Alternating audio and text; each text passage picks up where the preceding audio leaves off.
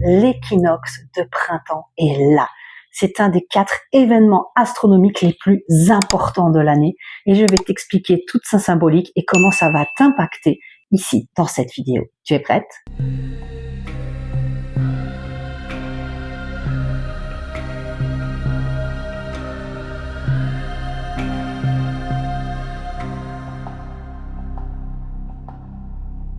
Bienvenue à toi, ma très chère sœur de clan. Je suis très heureuse de t'accueillir pour cet équinoxe de printemps qui, je pense, était vachement attendu. L'équinoxe de printemps fait donc suite au solstice d'hiver. Et il y a beaucoup de choses à dire dessus au point que, j'ai pris des petites notes pour ne rien oublier. Alors déjà, qu'est-ce que c'est que l'équinoxe de printemps ? C'est un événement astronomique où le soleil traverse l'équateur céleste. C'est le jour où le jour et la nuit sont parfaitement égaux et à partir duquel la lumière va progressivement gagner sur la nuit puisque les jours continuent de se rallonger, mais c'est-à-dire qu'à partir de l'équinoxe de printemps, les jours commencent à devenir plus longs que les nuits. Cet équilibre parfait marque une sorte de passage entre l'hiver et le printemps, entre la période d'introspection et le moment où l'on va faire germer les graines issues de cette introspection.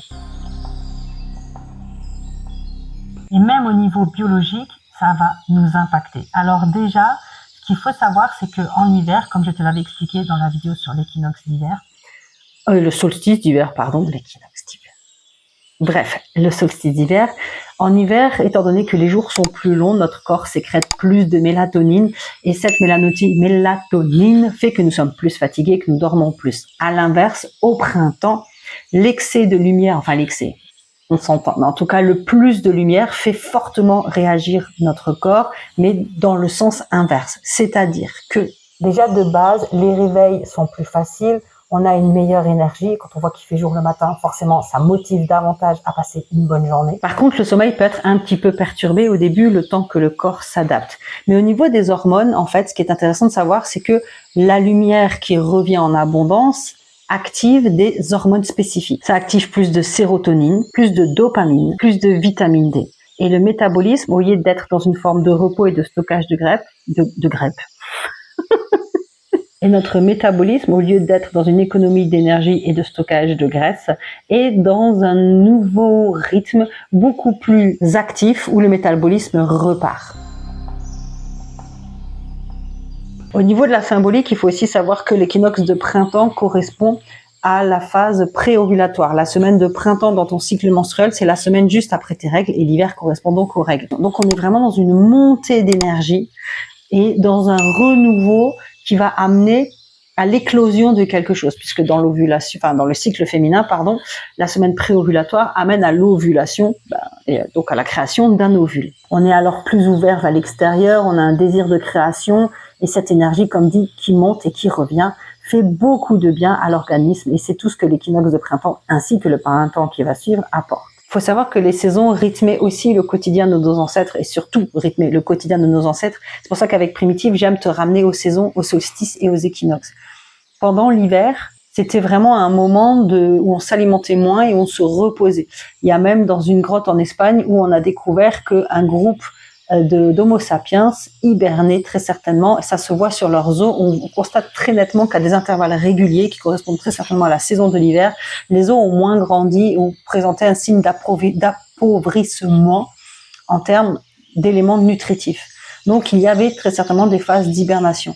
Et comme dit tout à l'heure, de toute façon, nous sécrétons de la mélatonine en hiver en excès, ce qui nous fait plus dormir. Donc forcément, c'est une période où on est beaucoup plus replié sur soi. À l'inverse, c'est le moment où il y avait les retours de la chasse mobile. On ressortait pour traquer le gibier en faisant bien attention à pas interrompre les ébats ou les naissances et à ne pas tuer les petits pour les espèces qui avaient des petits qui naissaient au printemps.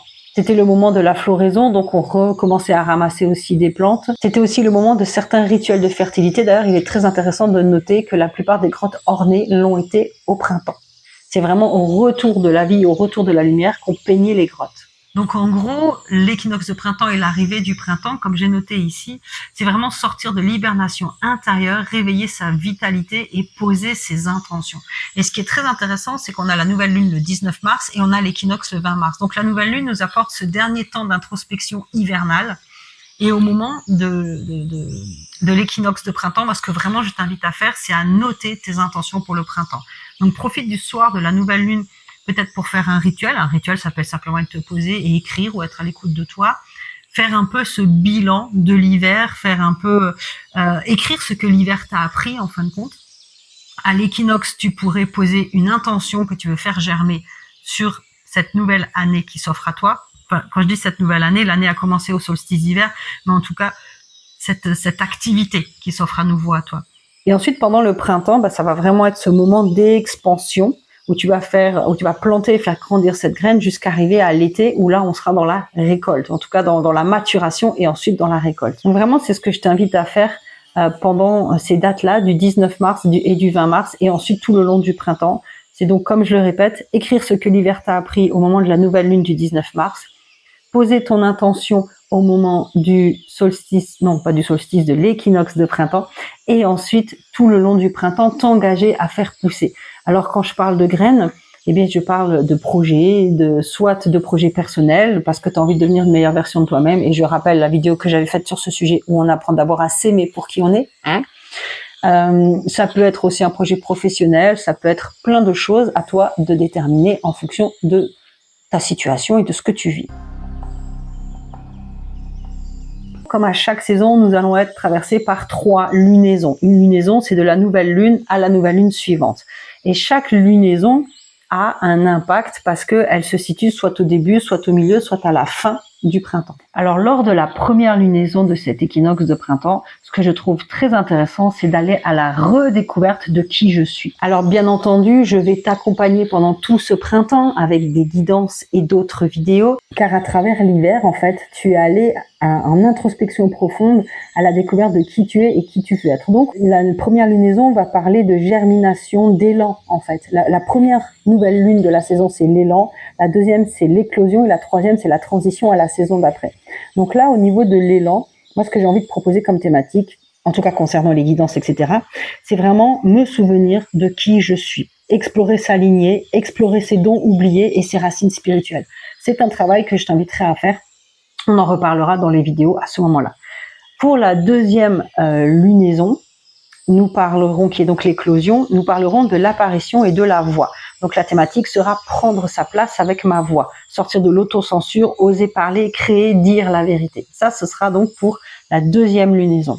Et ensuite, nous avons la troisième lunaison, celle de la transition, qui parle d'alignement et de feu sacré, où là, la thématique sera choisir depuis son centre. Son centre, ça veut dire l'intérieur de soi, et arrêter de choisir à partir de l'extérieur ou de la validation des autres. Et là, nous parlerons d'agir en accord avec son cœur, avec ses valeurs, avec son cycle, quel qu'il soit. Et je te rappelle que vraiment, l'idée pour revenir à sa primitive, c'est de se reconnecter au vivant, de se reconnecter à ces cycles de la nature et se reconnecter à tes cycles menstruels, à toi. D'abord ton corps, ensuite ton environnement et ensuite la lune. Donc il y a d'abord une écoute de ton corps, une écoute de ton environnement et ensuite un travail avec la lune. Et c'est tout ce que je te propose d'explorer avec moi dans Primitive afin que tu puisses vraiment revenir au féminin sauvage, à ce féminin non conditionné que tu es. Et bien entendu, je te proposerai aussi des vidéos pour t'aider à sortir de certains conditionnements. Si tout va bien, il y aura même certains premiers ateliers, mais tout ça, je t'en reparlerai. Donc voilà ce que je pouvais te dire sur l'équinoxe de printemps. Bien entendu, tu peux toi-même te poser ces questions-là de quel renouveau m'appelle, comment renaître à moi-même. Voilà, qu'est-ce que j'ai vraiment envie de faire éclore dans ce nouveau cycle qui s'offre à moi. Le printemps et l'été sont des saisons d'action, l'automne et l'hiver des saisons d'introspection. Donc là, on entre dans cette phase d'action. C'est le moment, yallah, où on y va et on lance tout ce qui nous tient à cœur.